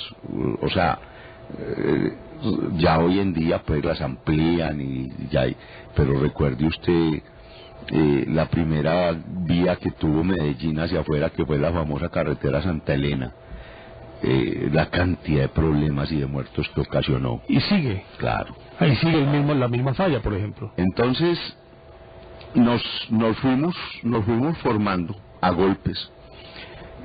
Logramos consolidar Perdón, Memo, yo te voy a interrumpir un segundito ahí, porque cuando hablabas de por qué no te explicabas que la carretera a la costa fuera se haya montado por encima y pasando por Santa Rosa, cuando si bajas a Santa Fe de Antigua puedes bordear todo el Cauca, claro. Cuando si te metes por Barbosa te puedes ir por el Porce, llegar a Nechí, claro, bajar ahí a la costa fácilmente, y así por el estilo. Ese es como, claro, es con los contrasentidos. Claro, es que si nosotros vamos bordeando los ríos, llegamos más ligero. Además porque la geografía lo permite. Claro. Entonces también logramos consolidar un sistema financiero a principios del siglo XX. Antioquia fue digámoslo, el conejillo de Indias en esto. Aquí todo el mundo abría un banco, todo el mundo emitía moneda. Coriolano Amador tuvo el suyo. Todo el mundo emitía moneda. Rafael Uribe le pagaba a la gente que le recogía el café, le pagaba con su propia moneda. Claro, como había una serie de guerras y de problemas, entonces yo lo único que confío es en lo que yo tengo, y entonces yo me pongo a emitir papel moneda, porque confío en él. Obviamente, como es un experimento, mucha gente perdió plata, se enriquecieron otras personas, pero fue un inicio, ¿ya? La industria manufacturera, el café, nosotros... El mismo cacao que trajo Juan del Corral a Santa Fe de Antioquia. Nosotros tuvimos la fortuna que durante la guerra de los 1000 días no nos tocaron a este departamento. Pero es que regularmente las guerras del siglo XIX, incluida la de la independencia, casi que ni nos tocaron a nosotros, no tocaron nuestro territorio. Y entonces por eso el esfuerzo en el desarrollo comercial, industrial, se pudo hacer tranquilamente. Si usted compara, por ejemplo, lo que era Santander del Sur y Antioquia iban muy a la par en un desarrollo. En contraste con Boyacá y con Cauca, que sí fueron devastadas por la guerra. Pero Santander se le metió mucho a la guerra de los 1000 días y ahí se estancó su progreso. Pero Santander pudo haber llegado a ser un gran departamento desde finales del siglo XIX. Y todo esto igualmente da para que exista una clase política muy diferente a lo que son la mayoría de los políticos colombianos. Nosotros muchas veces se causa roncha y a mucha gente no le gusta, pero el antioqueño, por la misma forma de vida, tiene una manera muy distinta de manejar la política. Y como han sido campesinos, personas de la calle, la misma sociología nuestra, en donde la diferencia de clase no es tan abismal, porque desde el proceso de nuestra formación estamos juntos en la calle, en colegios. Entonces el antioqueño para el resto de los colombianos es muy chabacán, es muy desabrido, es un tipo muy folclórico, desabrochado. Y entonces a las clases políticas heredadas de los españoles de rancio abolengo no les gusta, porque ellos están encerrados en sus clubes y en sus haciendas, y aparecen personajes como Marco Fidel Suárez, tipo distinto, totalmente distinto a lo que era hasta ese momento un gobernante, tipo que no fue guerrero, ¿ya? Un tipo que no era belicoso, que no era problemático, que era un pacificador, que salía de su palacio de San Carlos en aquel entonces a dar clases, ¿ya? Un tipo que le tocó vender su salario para poder subsistir, que eso le causó... Eso lo tumbaron. Entonces, después viene un Carlos R. Restrepo, un tipo con una visión de lo que era en ese momento el mundo increíble. Y... Carlos R. Restrepo antes. Carlos R. Restrepo antes que... Fue presidente antes que Marco Fidel. Carlos R. Restrepo fue presidente... 10 al 14 y Marco Fidel 18 al 22. 18 al 22. Entonces son personas que no casan mucho dentro de lo que es la estructura política de este país.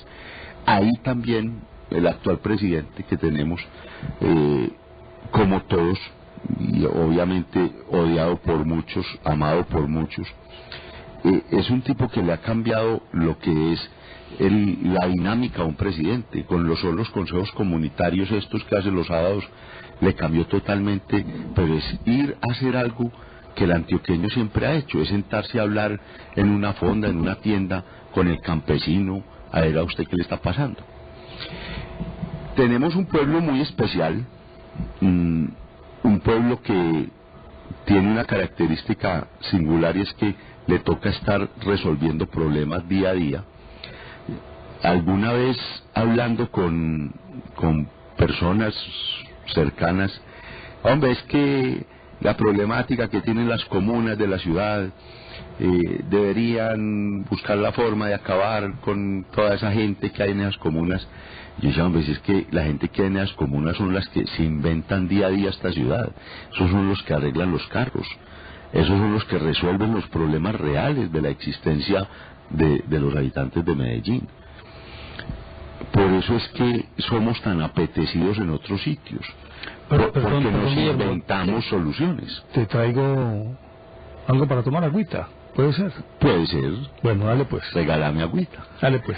Entonces, si nosotros cada vez tratamos de fortalecer nuestras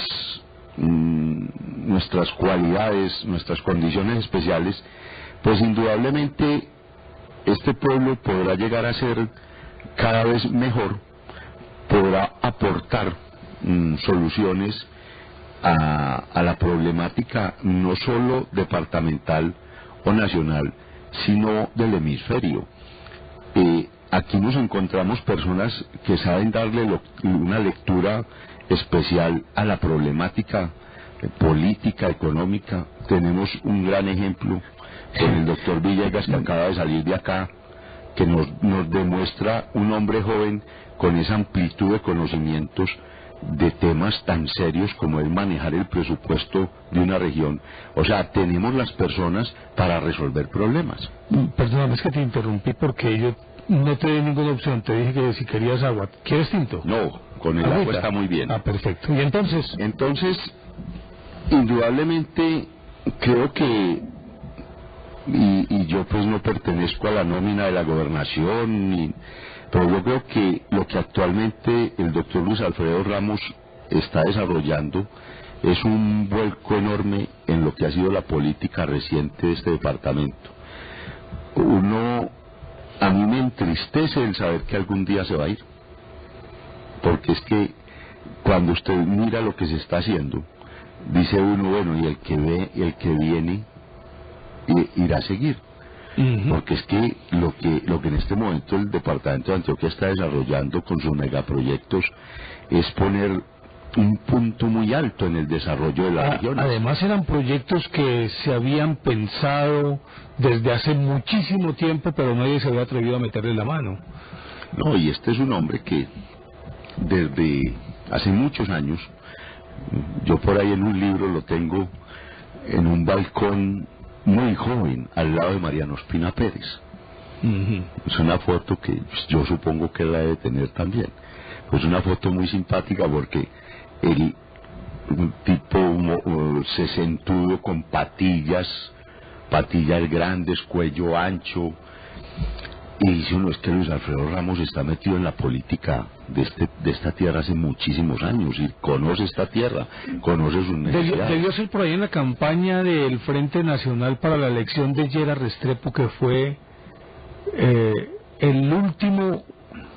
la última gira que hizo Mariano Ospina Pérez. Debió haber sido por esa época. Sí, él está muy joven, de todas formas, tendrá entre 16 y 20 años, pero ya está al lado de Mariano Ospina Pérez. Creo que es inclusive en Sonsón, en su tierra.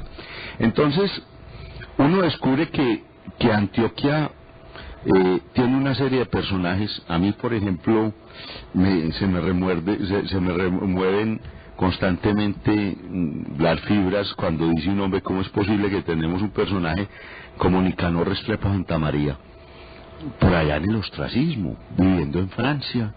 Un tipo que podría aportarle tanto todavía a esta tierra, sus conocimientos, un hombre ya está por encima del bien y del mal, que ha demostrado una capacidad enorme. Hombre, yo digo, ¿cómo es posible que aquí a nadie se le ocurre, doctor Nicanor, véngase alcalde de Medellín o véngase a gobernador de Antioquia? Otra vez, ¿ya? Aquí hay gente muy interesante que de pronto le huye un poquito a la parte política por ese entorno que todos tenemos en la cabeza de lo que es la política.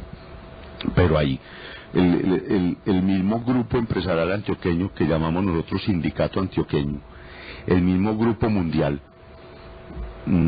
tiene una serie de empresarios y de personas muy bien preparadas, que creo que es el momento de empezar ese relevo generacional, ¿no? Y que los presten por un tiempo. O sea, es que lo más justo sería que cualquiera de estas empresas esté en la capacidad de decir, hombre, yo al gerente de esta empresa lo voy a prestar 3 años, 4 años para que sea secretario de algo, o sea... Lo que en principio ocurrió con el doctor Luis Alfredo Ramos Botero cuando lo prestaron de Pilsen. Claro, de Servunión. Entonces, aquí la capacidad empresarial está, la capacidad humana está. Yo creo que debemos ser muy cautelosos siempre de mirar a quién elegimos y tratar de conservar personas que redunden en sus obras es en beneficio de Antioquia. Dejar de pensar en politiquería, porque es que tenemos amargas experiencias de personas que se han enquistado en diferentes puestos y le han hecho un daño enorme y han retrasado una evolución que es propia de Antioquia. ¿Ya? Tuvimos un ferrocarril parado 40 años, un capricho. Ahí se va a reactivar. Pero es que yo creo que también el grave problema radica en que tradicionalmente se supone que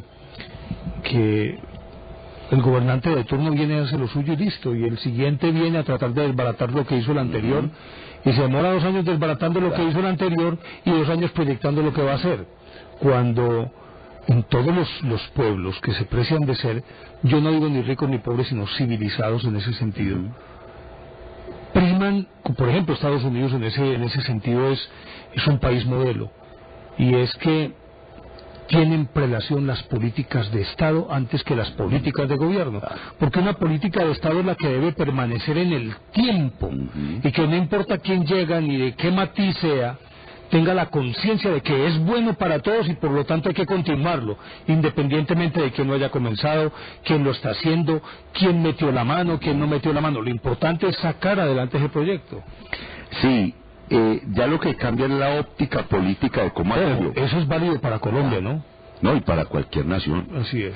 Entonces, sería muy bueno, y aquí vuelvo yo a recabar en lo mismo, y es los empresarios, los grupos empresariales, las universidades, lo que llaman las fuerzas vivas, hombre, sentarse, y así como en este momento hay una serie de cuerpos colegiados civiles o por fuera del gobierno que están trabajando en planeación de actividades, hombre, sentémonos y por qué no empezamos a definir para dónde vamos. No, pero es que en ese sentido pues lo digo con cierto conocimiento de causa.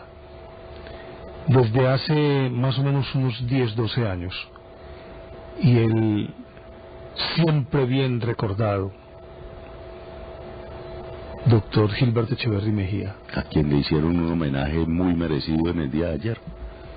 Resulta que el doctor Gilberto Echeverry Mejía fue, en su momento, el hombre que le dio vida a un proyecto que se llama Planea, que trata de catapultar Antioquia hacia el siglo XXI, pero con unas bases muy sólidas, pretendiendo que en el 2020 Antioquia sea un departamento totalmente diferente.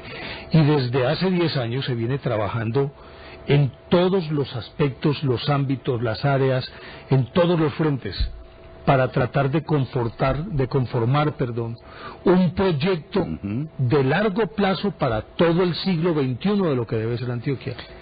Sí, es lo que se conoció como Antioquia siglo XXI. Exactamente. ¿Ya?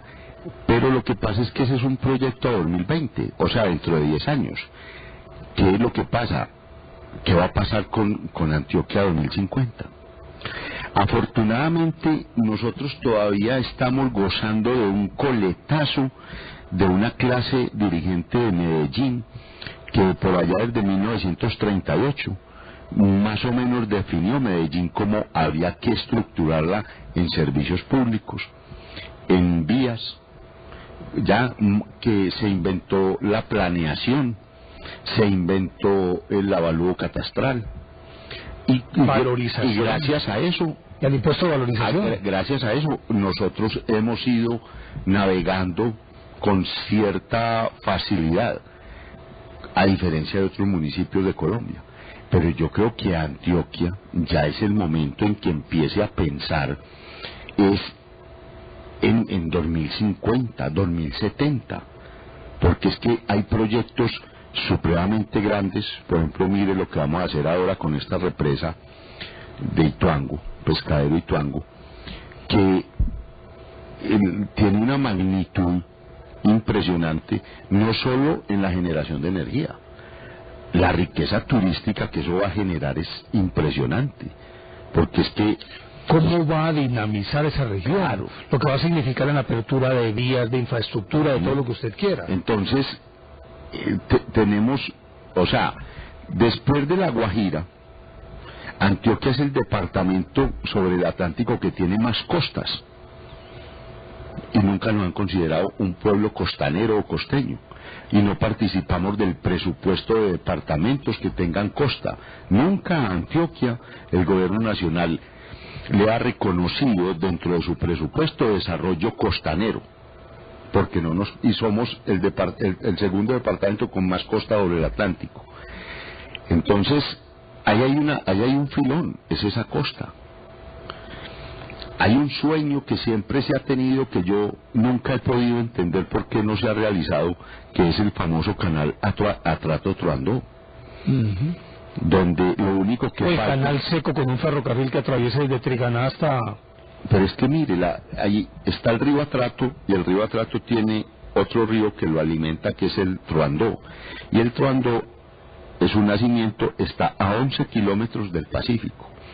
Incluso hay un estudio que hizo el doctor Henao hace muchos años, donde incluso está establecido hasta cuántas toneladas de dinamita se necesitarían para abrir el boquete. Un canal sin esclusas. No se necesitarían esclusas. Hay un estudio que infortunadamente se perdió sobre la existencia de petróleo en el Urabá antioqueño. Y de uranio. Los alemanes dejaron los mojones diciendo aquí se encuentra petróleo, aquí. Ese fue un estudio que se hizo en el año 28 del siglo pasado, y ese estudio se perdió.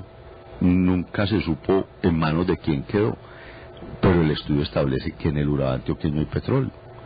O sea, aquí hay una cantidad de riquezas que obviamente no es conveniente que todas se malgasten en el mismo momento, pero sería muy bueno que hubiese un inventario de qué es lo que tenemos. Ya, estas montañas tienen que tener unas riquezas mineras impresionantes, porque es que las riquezas están debajo de las montañas. Ya hoy en día usted encuentra helicópteros sobrevolando cañones de Antioquia con unos aparatos que son como unas ondas o unos radares, estableciendo dónde hay vetas de minerales. Yo por eso insisto en que va siendo como el momento en que nos vamos acudiendo. Tenemos que amar profundamente Antioquia, pero entender que es que nos tenemos que proyectar es hacia el mundo, ni siquiera países vecinos. Yo incluso siempre he considerado, por ejemplo, que a nivel deportivo nosotros no deberíamos seguir compitiendo en juegos nacionales. Es que eso no le aporta nada al desarrollo deportivo de un antioqueño. Antioquia debería empezar a pensar en competir en unos juegos centroamericanos él solo, porque es que yo cómo voy a mejorar mi calidad compitiendo con el Putumayo. El Putumayo se mejora conmigo, pero es que yo no me mejoro en nada compitiendo con el Putumayo, con Casanare, y respetando mucho, pero es que el desarrollo deportivo de ellos no tiene comparación. Claro. Lo mismo empresarialmente. Nosotros debemos empezar a mirar es cómo iniciamos procesos y hasta negociaciones de exportación ya de Antioquia hacia otras regiones, como lo decía el doctor Villegas ahora. Mire lo que está sucediendo con la FLA, pero no solo que sea con la FLA, sino que sea con los productores de carros, que sea con los productores de alimentos. Es que la riqueza nosotros no nos la va a generar si empezamos a vender maracuyá a Boyacá. Nosotros tenemos que empezar maracuyá para Japón. Hay que empezar a venderlo a otra parte, a China, y ahí debería existir un gremio o una asociación entre políticos y empresariales que comenzaran a definir eso. Nosotros nos tenemos que empezar a mostrar es hacia afuera. Ya, a nosotros no nos va a generar riqueza vender ropa al Cauca. Eso de pronto le da sostenibilidad a una familia que haga blue jeans o haga camisetas, pero como empresa, como actividad económica e industrial, eso no nos va a generar riqueza. Entonces tenemos que empezar a mirar nosotros es hacia afuera, ¿ya? Porque es que siempre hemos jalonado los procesos industriales, los procesos agrícolas, los procesos mineros, los hemos jalonado desde aquí. Tenemos que empezar a mirar en otra perspectiva. Claro, pero hay otra parte que me parece también que es muy interesante, Memo, y perdónenme los televidentes que yo le diga así Memo con esta familiaridad, algo que no es muy usual, por lo menos de mi parte en televisión, pero yo creo que dadas las circunstancias puedo permitirme esa libertad. Pero hay una parte que me parece mucho más importante, y usted la mencionó muy de pasón, y es que tenemos el recurso humano, pero entendido el recurso humano no solamente como recurso cualificado profesionalmente, sino cualificado, no lo pongamos en términos morales ni éticos, sino calificado en términos humanos. El tipo de individuo que nosotros tenemos, aparte de todas esas cualidades que posee, tiene una que para mí vale por todas, y es su capacidad para solidarizarse con el otro. No hablemos de generosidad desde el punto de vista económico, pero sí generosidad como persona para entregarse al otro. Y yo creo que ese capital es el que nos permite, por ejemplo, y me extiendo un poquito por esto, que en épocas como estas, las de diciembre, esa solidaridad como que brote por la piel, por los poros, flote en el aire, se percibe. Solidaridad que por demás también en eventos como desastres naturales en cualquier parte del país y aún del exterior, siempre Antioquia está mandando gente, recursos y construyendo viviendas. Yo creo que es el más grande de todos los recursos. Yo tengo una frase en la cabeza y yo digo es: ¿por qué nosotros no practicamos en toda parte la cultura metro? ¿Y por qué no vivimos todo el año el espíritu navideño? Es que a usted le llega Navidad y le afloran una cantidad de sentimientos que mantiene guardados los otros 11 meses. La gente se relaja un poquito, la gente es más paciente, la gente, digámoslo, disfruta más la vida, observa de otra manera su entorno. Llegando el 1 de diciembre, se acaba esta época navideña que va por ahí hasta el 15, y la gente entra otra vez en un vértigo y en una cosa, ¿ya? Nosotros deberíamos vivir el espíritu navideño todo el año, y la cultura metro en todas partes, incluyendo la casa, ¿ya? Yo creo que la casa debería ser la primera. Entonces, nosotros tenemos un material humano que infortunadamente en el último tiempo, por un fenómeno que todos conocemos, llamado narcotráfico, relajamos mucho nuestras costumbres, relajamos mucho lo que eran nuestras tradiciones. La humanidad entró en un desaforado anhelo de enriquecerse en 2 o 3 meses. Infortunadamente, no sé, el ser humano como que, primero pues sabemos que no experimenta por cabeza ajena, pero es que ya son tantos los ejemplos y tan cercanos para todos, porque es estúpido pretender decir que esta problemática no nos ha tocado a todas las familias antioqueñas. Todos hemos sido víctimas de la violencia y de las repercusiones que esta problemática le ha generado a Antioquia y a Colombia. Yo creo que ya era el momento en que nuestros educadores, nuestros dirigentes, los padres de familia empezaran a pensar más es en el futuro de estas generaciones. A mí casi que me avergüenza sentarme a ver estos paradigmas de vida que muestran los canales nacionales con estas telenovelas, donde dice uno, es que está bien que se cuente la historia, pero es que no que lo pongan como modelo de vida, porque es que usted se pone a ver y los peladitos quieren llegar a ser como estas figuras masculinas y femeninas.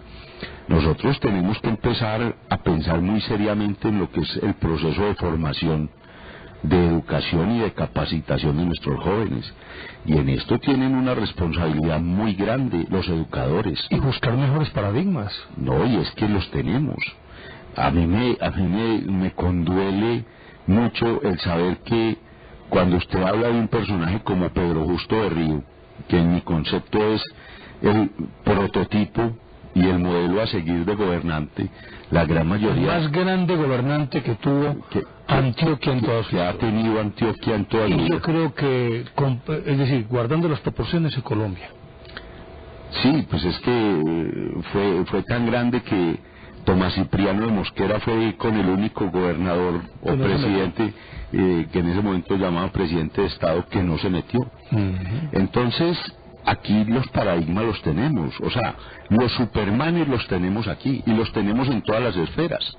Es que nosotros tenemos un Juanes, nosotros tenemos un Cochise, nosotros tenemos una María Luisa Calle, nosotros tenemos un Andrés Escobar. O sea, hay cosas muy buenas que se pueden imitar. Yo no sé por qué todos quieren convertirse en Pablo Escobares. cuando es que el ejemplo es muy triste. Si usted hace un análisis de la vida de Pablo Escobar, uno dice, qué triste que un tipo de estos, con la inteligencia que tenía, se haya dedicado a hacer el mal. Y es que, lastimosamente, la gran mayoría de los antioqueños tienen una inteligencia casi que una beta, una mina sin explotar. Y dice uno, ¿por qué se tienen que dedicar a hacer eso? ¿Ya? Porque el señor Pablo Escobar, en vez de dedicarse a hacer lo que hizo, no se dedicó a llevar café a la China y se hubiera enriquecido legítimamente. Si cada chino le toma una taza de café a la semana, tenemos que ser ateliantes y ponernos a sembrar café aquí para poderles dar abasto a los chinos. Entonces dice un hombre, aquí tenemos una fortaleza muy grande. Nos estamos desviando los cursos y los nortes, los valores. Los educadores, a mí me produce escozor oír programas radiales que hay de educadores de Antioquia más preocupados en procesos políticos, en procesos sindicales que en procesos educativos. Yo no conozco el primer paro de maestros porque los estándares educativos sean malos. No los conozco. No conozco un paro de maestros que se enfrente al gobierno diciendo, hombre, es que lo que ustedes quieren que enseñemos no se debe enseñar, debemos comenzar a mirar. No, ellos se preocupan más es porque el presidente dijo que sí, que el Congreso dijo que no. Entonces, yo creo que tenemos que empezar a exigirles a todos los estamentos de la sociedad antioqueña que empecemos a pensar en Antioquia. Y pensar en Antioquia es pensar en sus niños, en sus jóvenes, en sus familias, en tratar de reconstruir esta sociedad, porque es que la problemática actual que tiene, sobre todo Medellín, que es donde están asentados la gran mayoría de antioqueños, es muy lamentable. Y así queramos tapar la realidad, es lo que está pasando en los barrios en este momento, es muy triste. Es muy triste y muy grave. Y puede que con medidas de policía se puedan aplacar ciertas cosas inmediatistas, pero es que lo que estamos permitiendo que crezca ya es un desconocimiento absoluto de lo que es la tradición, la familia, el Estado. Nos estamos olvidando que es que hay que formar. Ese es un llamado que hago yo a los que puedan tener vocería, tengan capacidad de decidir, que se sienten y reflexionen un poquito, que esta tierra es muy grande y esta tierra no se va a acabar por malos gobiernos o malas decisiones administrativas o por malas decisiones empresariales, pero sí es como el momento ya de comenzar a reconstruyamos esta tierra. Guillermo, te voy a pedir permiso porque me parece pues conducente también que por lo menos 2 o 3 televidentes tengan la posibilidad de opinar sobre estos temas. Hablamos de esta partecita para unos cuantos televidentes y perdonen que nos encarretamos, pero yo creo que valía la pena. Quienes deseen comunicarse con nosotros, con el búho, pueden marcar los números que aparecen en pantalla, 381-5454 para llamadas dentro del área metropolitana, 851-1170 para llamadas de fuera del área metropolitana y la línea gratuita nacional 018.000 515015 018.000 515015, ahí aparece en pantalla. Quiero recordarles a quienes estén interesados en nuestro libro La Bella Villa, que es una compilación precisamente de todas estas historias de la ciudad de Medellín. Pueden llamar a este teléfono 310-540-3833 310-540-3833 y ahí les darán toda la información. Están abiertas nuestras líneas, cuando ustedes lo consideren conveniente pueden marcar. Hombre, Memo, yo pienso que así, por ejemplo, ese panorama al que estás aludiendo, de que no podemos tapar el sol con un dedo,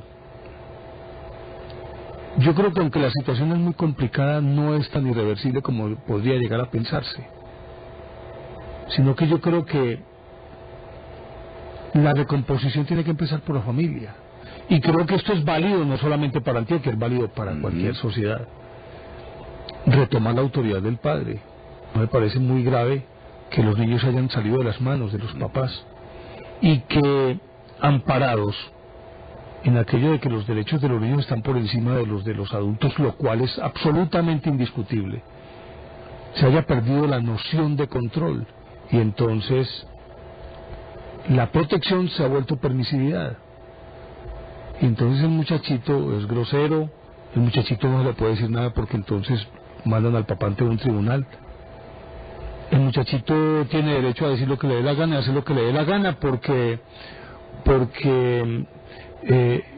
los papás no tienen las manos amarradas. Yo creo que hay que volver a consolidar la familia, me parece a mí. Pero bueno, permíteme, vamos a saludar a don Eliodoro Polanía, que nos llama desde Barranquilla. Don Eliodoro, bienvenido.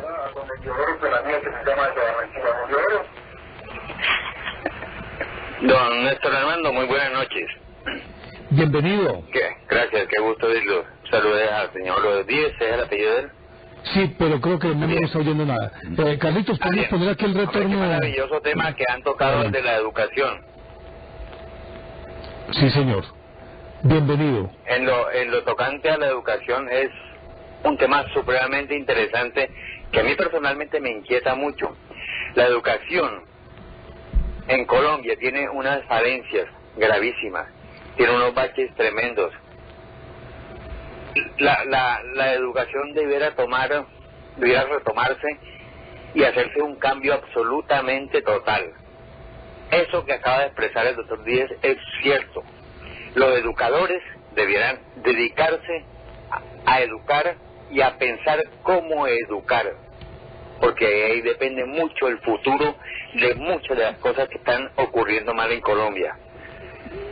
Sería maravilloso que casi toda la estructura educativa de Colombia estuviera en verdaderos profesores, en verdaderos orientadores, basado en el pensamiento de todos esos grandes educadores que hubo en el siglo XIX, los juntaran todos para orientar a los jóvenes, para sacar lo más valioso que hay de ellos y orientarlos en algo verdaderamente productivo, educativo, correcto, derecho, hombre, porque que sea productivo. La educación, en consecuencia, es lo que yo he venido diciendo y me ha estado preocupando desde hace muchos años. Debiera hacerse un cambio casi total, porque es mucho lo que se está perdiendo por las falencias y errores que hay en el sistema educativo aquí en Colombia. Es difícil, yo lo veo difícil, pero no es imposible. Y vale muy bien la pena hacer el más grande de los esfuerzos para cambiarlo, porque de ahí dependen muchas cosas importantes para el país. Noche, buenos días. Don Eliodoro, a usted muchísimas gracias. Luego el resumen a Guillermo, que lo que estabas diciendo de los educadores. Porque ¿Perdón? No, don Eliodoro, muchísimas gracias. Feliz Navidad, entre otras cosas. Lo mismo le deseo a usted, don Néstor, y a los suyos. Muchísimas gracias. Entre otras cosas, los profesores nunca se dan preocupados sino por su sueldo. Y porque el presidente, porque siempre quieren contravía con el gobierno, hay que pelear con el gobierno, pero nunca por la calidad de la educación. ¿Decías, Carlitos, quién? El profesor Fernando Abad de la San Buenaventura, bienvenido. Néstor Armando, muy buenas noches. Bienvenido. Muchas gracias, Néstor. Extrañamos mucho al doctor Serna. Unas buenas noches para el profesor paracadémico, el doctor Díez. Buenas noches. Buenas noches, ¿cómo está? Poniéndole mucho cuidado porque yo soy un profesor antioqueño, ya lo manifestó Néstor, yo soy docente de la Universidad de San Buenaventura, el Minuto de Dios. Y yo vengo trabajando la docencia hace unos 17 años. Yo me formé en el mundo financiero colombiano. De pronto le cobran la cuña y al doctor Néstor se digo de qué banco, en la Gerencia Nacional de Operaciones de un banco en Colombia. No, hágale, tranquilo. Banco Popular en Bogotá. Listo, tranquilo. Mucho tiempo, yo soy antioqueño, obviamente soy formado en Medellín. He vivido en Bogotá. Tengo mucho por qué querer Antioquia, obviamente. Pero he sido un crítico. Yo creo que el doctor Néstor Armando en estos días le hice referencia a un documento de Alberto Mayor Mora, de El mito de la antioqueñidad, construye o destruye. Hoy los veo a ustedes muy en ese afán de que obviamente Antioquia tiene que ser un referente para el país-nación. Lo vemos desde el siglo XIX, inclusive desde la conquista y pasando por la colonia. Los chicos que trabajan conmigo leen a Álvaro Tirado Mejía, estudian muy bien cómo es el comportamiento de Antioquia, porque deben conocer de dónde viene, cómo cómo se construye Antioquia y para dónde va. El día pasado le decía yo al doctor Álvaro en el IDEA, en un foro que hicimos en San Buenaventura, cuénteles a los chicos qué son los megaproyectos. Eso está muy bien, porque ese es el desarrollo de Antioquia. En mi materia yo dicto gerencia, la perspectiva, les inculco mucho de qué es el futuro. Pero también cuéntele, y doctor Vázquez sea lo más sincero, es que no puede ser posible que los productos o megaproyectos que se hacen en una parte pública terminen en lo privado. Sin esto, y usted que es historiador, se han dado cuenta que eso es repetitivo. Y eso lo tenemos que calmar de alguna manera. El segundo puntico ya le doy la cara al doctor Néstor, ya lo va a colgar. No, tranquilo, está mirando solamente el tiempo. No el doctor Díez tiene razón, compartimos dos cosas. La primera parte del discurso es la importancia de Antioquia. Yo también lo veo así. Creo inculcarle a mis chicos, a mis estudiantes, ojalá alguno me esté escuchando, es que Antioquia no es solamente Antioquia en Colombia, es que aquí somos más departamentos. Yo he tenido la fortuna de vivir en los Santanderes, en la costa atlántica, viví en Nariño, viví en Pasto, he estado en Cali, por mi desarrollo profesional. Antioquia sí es muy bueno para nosotros, pero no es el ombligo del mundo. Los chicos tienen que darse cuenta que es que hay otras regiones que también aportan. Vender maracuyá al Cauca seguramente no genere riqueza, o vender blue jeans a Boyacá. Pero si lo enseño que lo haga ahí, muy seguramente lo hará mejor, llevándolos a la China. Es decir, los chicos nuestros tienen que aprender a verse como buenos antioqueños, pero sin olvidarse que son parte de una nación, de un Estado colombiano, y que todos sumamos, seremos mejores todos los días. Muchas gracias a los dos y les deseo una feliz noche. A usted muchísimas gracias y bienvenido siempre, profesor Fernando Abad. Gracias. Nuestra última llamada, porque se nos agotó el tiempo, don Héctor Rodríguez desde Guarne, bienvenido. Desde Guarne, Puerta del Oriente Antioqueño, señor Néstor Armando Alzate y doctor Díez. Una pregunta que me inquieta en este momento, a ver si de pronto el doctor Díez tiene conocimiento sobre algún programa educativo para el 2010 con respecto a la educación rural. Mire, yo conozco en la Universidad de Urabá, tiene un rector que es de la región y conoce mucho lo que es la parte educativa de esa región. Creo que ellos y la Universidad del Oriente son tal vez los que más han profundizado en este trabajo. No es que sean los únicos, pero son los que más han profundizado en este trabajo de partir de la región un proceso educativo que tenga proyección a nivel empresarial, agrícola, de las diferentes modalidades, bien sea de pesca, de cultivos, pero creo que la Universidad de Oriente y la Universidad de Urabá en este momento son los que están trabajando con más seriedad eso, sin olvidar que la Universidad de Antioquia tiene unos proyectos muy interesantes, lo mismo el Politécnico. Sí, don Héctor. Doctor Díez, también hay una pregunta que pues mueve con respecto a lo que aquí en el Oriente Antioqueño se refleja con los programas educativos a través de lo que es el SENA o a través de lo que es una corporación educativa, Coredi. Yo quisiera, doctor Díez, si hay conocimiento al respecto. Sí, yo conozco el proyecto de Coredi porque precisamente el doctor Ignacio Álvarez ha estado regentando ese proyecto. Me parece un proyecto muy serio y obviamente el SENA es una institución a nivel nacional que es de lo rescatable que tiene el Estado. Muy respetable además. Sí. Entonces, mire, hay gente que lo está haciendo y lo está haciendo bien. Obviamente, a lo que yo siempre me he referido es, hay que coger todas estas personas y aunar los esfuerzos, conocer las experiencias y tratar de catapultar esas soluciones para todo el departamento y que no se queden en un municipio o en una región. Don Héctor. Bueno, muchas gracias, doctor Díez, por esas virtudes y espero que de su espacio, de allí, del departamento, apoye lo que corresponde a la educación rural del departamento de Antioquia. Muchas gracias, muy amable. A usted, don Héctor, muchísimas gracias. Estamos llegando ya al final de nuestro programa. Quisiera escuchar alguna conclusión de Guillermo León Díez. Hombre, Néstor, como recientemente te lo decía, hace unos días que nos encontramos, yo creo que este canal y estos espacios se tienen que convertir en un punto de encuentro sobre los temas de Antioquia. Todo lo que tenga que ver con Antioquia debe ser estudiado, analizado, debatido en estos espacios. La hora nunca importará, porque la gente que a esta hora está despierta necesita que también estos temas sean debatidos con ellos. No todo el mundo está despierto a las 10 de la mañana o a las 8 de la mañana. Lamentando profundamente que el sabio Juan Manuel no esté aquí. Ese es un referente para mucha gente. Yo personalmente lo admiro mucho. O sea, esto es ya una cuestión personal. Hace muchos años, cuando este proyecto se inició, cuando existía un Radiovisión, ahí estábamos intentando iniciar el cuento. Me parece espectacular que hoy en día estén acá. No es el mismo lenguaje, es una cosa muy distinta, pero existe la posibilidad de que ya no solo sea en Antioquia, en Colombia, sino que todo el mundo tenga acceso a lo que se está manejando en Antioquia. Siempre estaré atento a una invitación tuya a tocar estos temas, porque me parece muy importante poder contarle a la gente lo que Antioquia tiene para ofrecerle al mundo.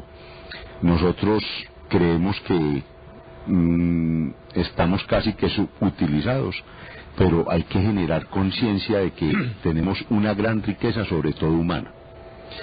Pues Guillermo, muchísimas gracias por aceptar esta invitación y no era la última vez, pues. Muchas gracias. Honesto, muchísimas gracias. Una feliz Navidad a vos, a tu familia, a todos los televidentes, que lo pasen en compañía de sus familias, que no se les ocurra quemar pólvora, que mejor se gasten esa plática regalándole algo a familias necesitadas. Es mejor invertir esa plata y la sonrisa va a ser mucho más grande.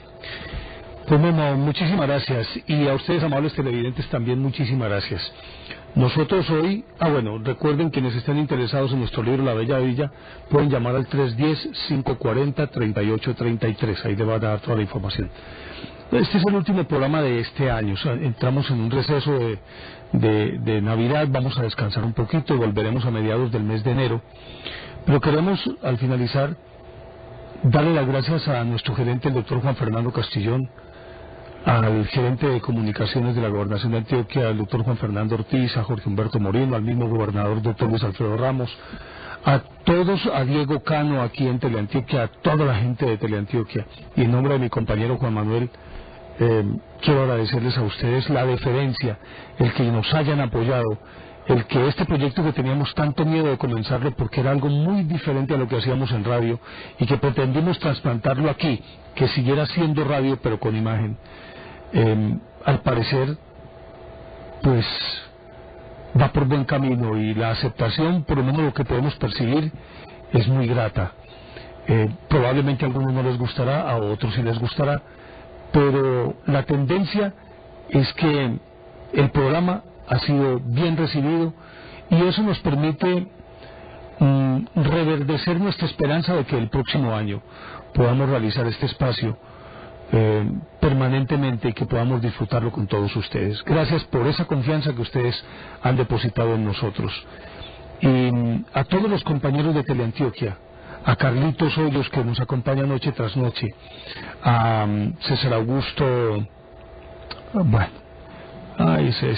César Augusto González, a Diego, que también nos ha acompañado, a Esteban y a otros tantos que han pasado por estas noches aquí, a ellos muchísimas gracias.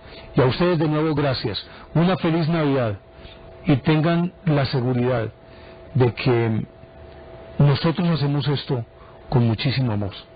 Ese mismo amor que ustedes nos prodigan noche tras noche. Así que muchísimas gracias. Una feliz Navidad, y que el 2010 les traiga todas las bendiciones habidas y por haber. Y de nuevo, a nuestro gerente, el doctor Juan Fernando Castillón, gracias y felicitaciones, porque con él al frente, la gestión de Teleantioquia ha logrado que nuestro canal sea durante todo el año el canal público más visto en Colombia.